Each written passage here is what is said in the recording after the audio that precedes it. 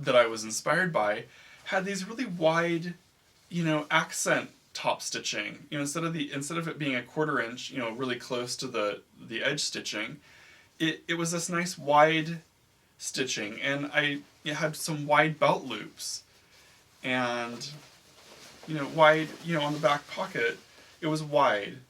It on the pair of jeans I was looking at, it had really wide flat fell seams too, which I would need to change my pattern to allow more fabric for a wider flat fell seam. So on this particular pair, I decided not to do that. But I was like, wow, I really want to change what I'm doing here with jeans. I know how to do a Levi's style jean now. How about I try doing something else?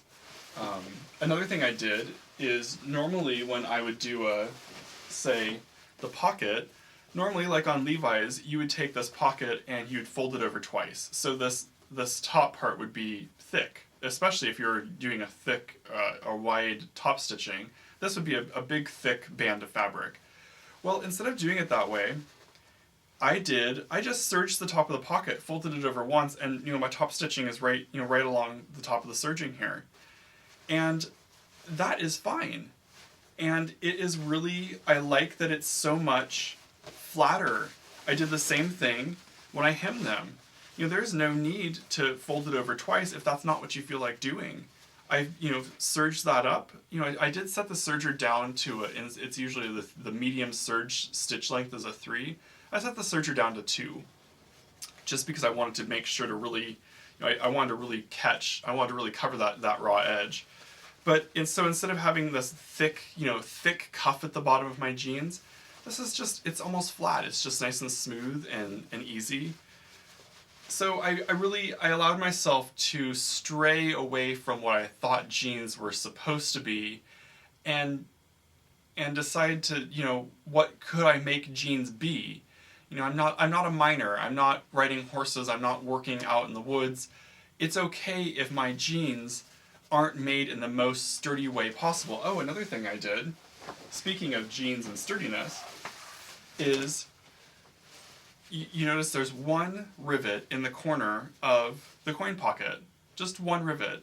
Because I thought, oh, that'll be a nice one little accent. Instead of riveting each corner of each pocket, what if you do less rivets?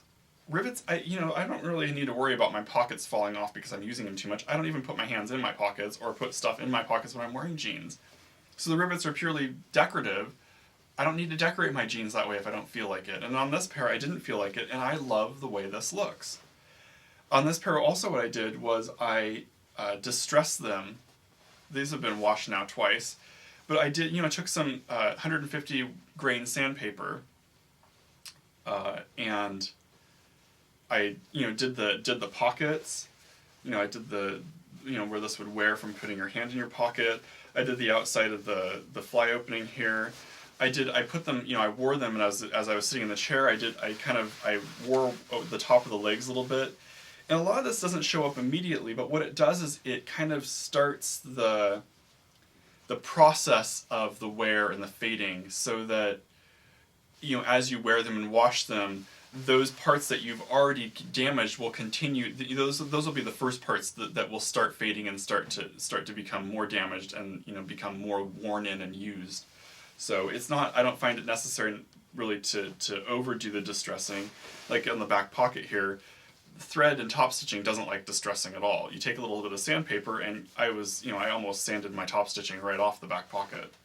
So, and things like on the back pockets, I did around, did the corners of things. I just kind of do, even the belt loops, these little spots that hang out, just a little sanding on the tips there to just kind of start that process up and just get it going, give it a little head start. So, thank you, Peter, for taking me back to the basics and showing me that even beginners can, give you new, fresh insight, and I am extremely grateful for that. So, the other project I worked on this week is underwear.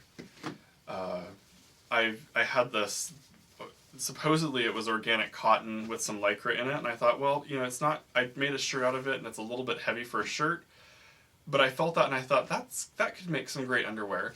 So I made, maybe I'll flash some pictures of what these look like on me, but I made a few pairs of underwear.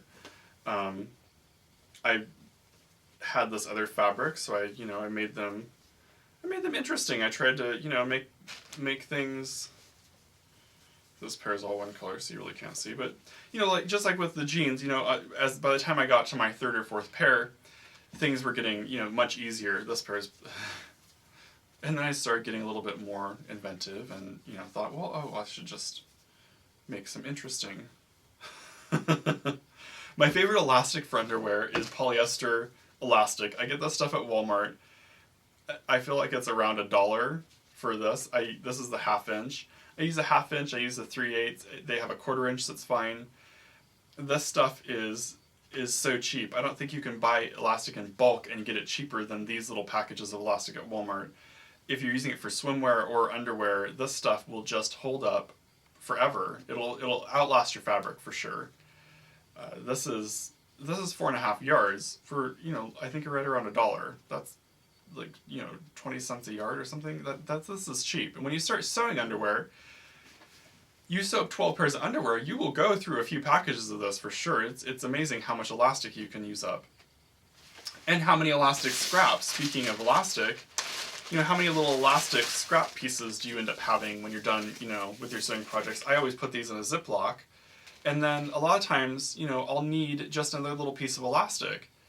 I'm doing a waistband and I have almost enough, but not quite enough, and I don't want to put this much elastic in the scrap bag.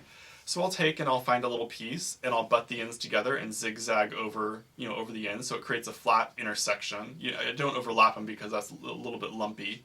But if you just butt them up together, do a couple of zigzags back and forth, not too many, just enough to keep them together, then you can use up your little scraps of elastic, and these things don't end up in the trash, which I think is probably the best thing.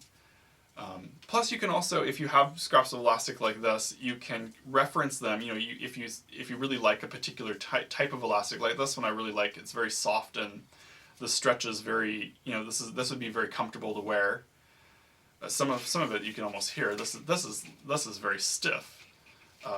Very, very stretchy. This would be a very secure swimsuit, but maybe not. You'd feel like it was starting to cut in after a while. This is very comfortable. This would be great for underwear.